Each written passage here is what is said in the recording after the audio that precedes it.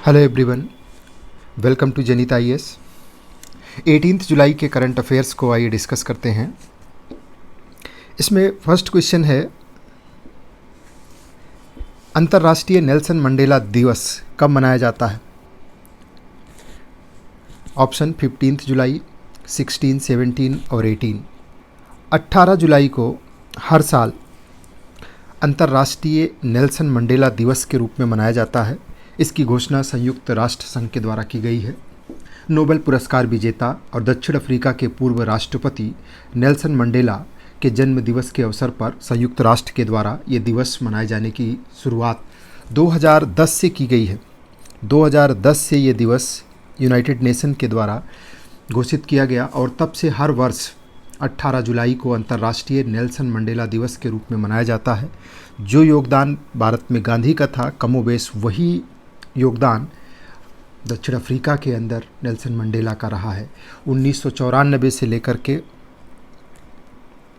और 1999 तक वो दक्षिण अफ्रीका के प्रथम राष्ट्रपति के रूप में भी इन्होंने कार्य किया। नस्ल भेद के खिलाफ इनकी लड़ाई एक ऊंचे मुकाम पर पहुंची और इन्हें दुनिया के सर्वश्रेष्ठ सम्मान शांति के लिए नोबेल पुरस्कार से सम्मानित किया गया। इसके साथ ही आज 18 जुलाई को एक और दिवस मनाया जाता है और ये है वर्ल्ड लिसनिंग डे। और इसका जो महत्वपूर्ण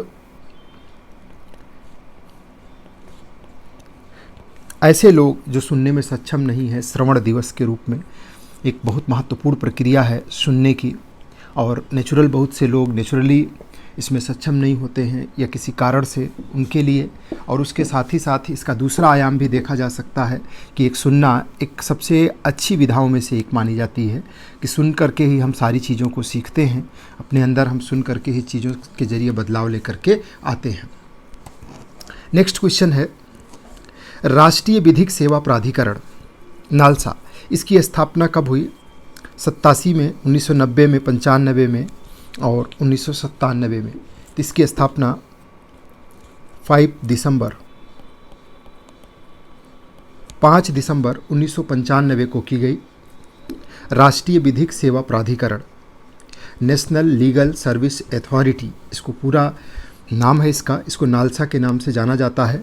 इसके लिए एक अधिनियम लाया गया था, नेशनल विधिक सेवा प्राधिकरण अधिनियम, और ये अधिनियम 1987 में लाया गया और उसी के तहत 5 दिसंबर 1995 में राष्ट्रीय विधिक सेवा प्राधिकरण की स्थापना की गई, जिसका उद्देश्य निर्धनों और असहायों को मुफ्त कानूनी सहायता प्रदान करना, उन्हें कानूनी साक्षर और जागरूकता प्रदान करना, शीघ्र और सस्ता न्याय दिलाना, ये इसका मुख्य उद्देश्य है। जो भारत के चीफ जस्टिस ऑफ इंडिया हैं वही इसके पदेन अध्यक्ष होते हैं। समाज के कमज़ोर वर्गों को मुफ्त कानूनी सेवाएं प्रदान करने और संविधान के आर्टिकल 39A, जिसमें कहा गया है कि निःशुल्क और विधिक सहायता प्रदान करना राज्य का दायित्व होगा, तो उसकी परिपूर्ति के लिए राष्ट्रीय विधिक सेवा प्राधिकरण की स्थापना की गई है। त्रिस्तरीय बॉडी है, राष्ट्रीय स्तर पर, राज्य स्तर पर और जिला स्तर पर काम करती है। नेक्स्ट क्वेश्चन है, प्रदूषण से निपटने के लिए भारत का पहला ई वेस्ट इको पार्क कहाँ स्थापित किया जा रहा है? आज ही के दिन 1 साल पहले दिल्ली सरकार ने ई वेस्ट की समस्या से निपटने के लिए एक 20 एकड़ भूमि में दिल्ली के अंदर ई वेस्ट इको पार्क स्थापित करने की घोषणा किया था। इसमें रोजाना 2 लाख टन ई कचरे का इको पार्क में निपटारा किए जाने की प्लानिंग है। बिजली, जिसमें जैसे ई वेस्ट के रूप में आप देखते हैं बिजली के उपकरण हैं, इलेक्ट्रॉनिक वस्तुएं हैं, कंप्यूटर और उसके सहायक उपकरण हैं, मोबाइल फ़ोन से निकलने वाला कचरा, ये एक बहुत बड़ी समस्या है। और इसको समाप्त करने के लिए ई वेस्ट इको पार्क के निर्माण के लिए दिल्ली सरकार ने इसकी मंजूरी दी है। आज इसे 1 साल पूरे हो गए हैं इस घोषणा को हुए। तो मैंने इसे इसलिए डिस्कस किया क्योंकि ये भारत का पहला इको वेस्ट पार्क है और जो पर्यावरण के दृष्टिकोण से और एक बहुत बड़ी जो समस्या ई वेस्ट के रूप में हमारे सामने प्रदूषण की आ रही है, उससे निपटने के लिए लिया गया इनिशिएटिव है। अब देखना होगा ये कहाँ तक सक्सेसफुल होता है और इसमें कितना ज़्यादा इफेक्टिव तरीके से इस प्रदूषण से निपटने में क्षमता ये हासिल कर पाता है। नेक्स्ट क्वेश्चन है, यूरो को मुद्रा के रूप में अपनाने वाला 20वां देश कौन है? Germany, France, Croatia, Ukraine. Croatia 20वां देश है जिसने अभी हाल ही में, क्रोएशिया ने यूरो को अपनी मुद्रा के रूप में अपना लिया है और ये 20th नंबर का देश है। यूरो जो है यूरोपीय यूनियन की आधिकारिक मुद्रा है। यूरो की शुरुआत 1999 से हुई है। मुद्रा के रूप में यूरो की शुरुआत 1999 से हुई और ये 20वां देश है यूरोप का जिसने यूरो को अपनी मुद्रा के रूप में अपनाया है। नेक्स्ट क्वेश्चन है, राष्ट्रीय बहुआयामी गरीबी सूचकांक किसके द्वारा जारी किया जाता है? तो अभी कल आरबीआई, नीति आयोग, राष्ट्रीय मानवाधिकार आयोग या फिर केंद्रीय गृह मंत्रालय, तो कल नीति आयोग के द्वारा राष्ट्रीय बहुआयामी गरीबी सूचकांक जारी किया गया है और इस सूचकांक के द्वारा के जो पैरामीटर्स हैं उसमें 3 मुख्य पैरामीटर्स को आधार बनाया जाता है। एक स्वास्थ्य, दूसरा शिक्षा और तीसरा जीवन शैली। और इसके आधार पर इस सूचकांक में 2015-16 से लेकर के 19 और 20 के बीच में एनालिसिस किया गया और इसके अंदर ढेर सारे इन पैरामीटर्स के आधार पर 12 मानकों के आधार पर ये रिपोर्ट तैयार की गई है। इन मानकों में पोषण को, बाल और किशोर मृत्यु दर, मातृ स्वास्थ्य, स्कूली शिक्षा के वर्ष, स्कूल में उपस्थिति, रसोई गैस, स्वच्छता, पेयजल, बिजली, आवास, परिसंपत्ति और बैंक खाते, इन सब को शामिल किया गया है इन 3 आधारों पर। और इस रिपोर्ट में सबसे ज़्यादा गरीबी से मुक्त होने वाले प्रदेश के रूप में उत्तर प्रदेश को स्थान प्राप्त हुआ है।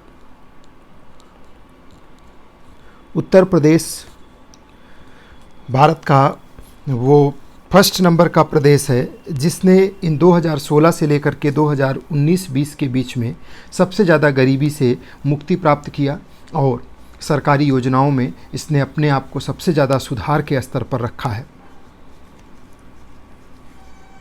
इसी से रिलेटेड दूसरा प्रश्न है कि 2015-16 के बीच में, 15-16 से लेकर 19-20 के बीच में कितनी जनसंख्या बहुआयामी गरीबी से मुक्त हुई है? तो नीति आयोग ने इसके लिए जो आंकड़ा दिया है वो 13.5 करोड़ का दिया गया है। इतने करोड़ लोग जो है वो 2015 से लेकर के 2019-20 के बीच में गरीबी से मुक्त हो गए हैं। यानी कि इस आंकड़े के अनुसार देश के अंदर जो 2015-16 में गरीबी का परसेंटेज 24.85% था, अब वो घट करके इस समय 14.96% पर आ गया है। यानी देश के अंदर अब बहुआयामी जो गरीबी है जिसका स्तर 2015-16 में 24.85 था, अब वो 19-20 में घट करके 14.96 पर पहुंच गई है। नीति आयोग के जो मुख्य कार्यकारी अधिकारी हैं BBR सुब्रमण्यम, उन्होंने इस रिपोर्ट में यह बताया कि इस तरीके का अचीवमेंट हासिल किया गया है। और इसके साथ ही बिहार राज्य जो है अगर प्रतिशत के दृष्टिकोण से देखा जाए तो वहाँ पर गरीबी 51.89% थी और वो इन वर्षों में घट करके 33.76% पर पहुंच गई है। यानी कि बिहार के अंदर भी प्रतिशत वाइज अगर देखा जाए तो गरीबी में काफ़ी ज़्यादा गिरावट देखने को मिली है, जबकि अगर जनसंख्या के दृष्टिकोण से देखेंगे तो उत्तर प्रदेश उसमें प्रथम स्थान पर है। नेक्स्ट क्वेश्चन है, उपभोक्ता मामलों के विभाग ने अपना नया शुभंकर क्या लॉन्च किया है? अमृत, जागृति, आकृति, शांति।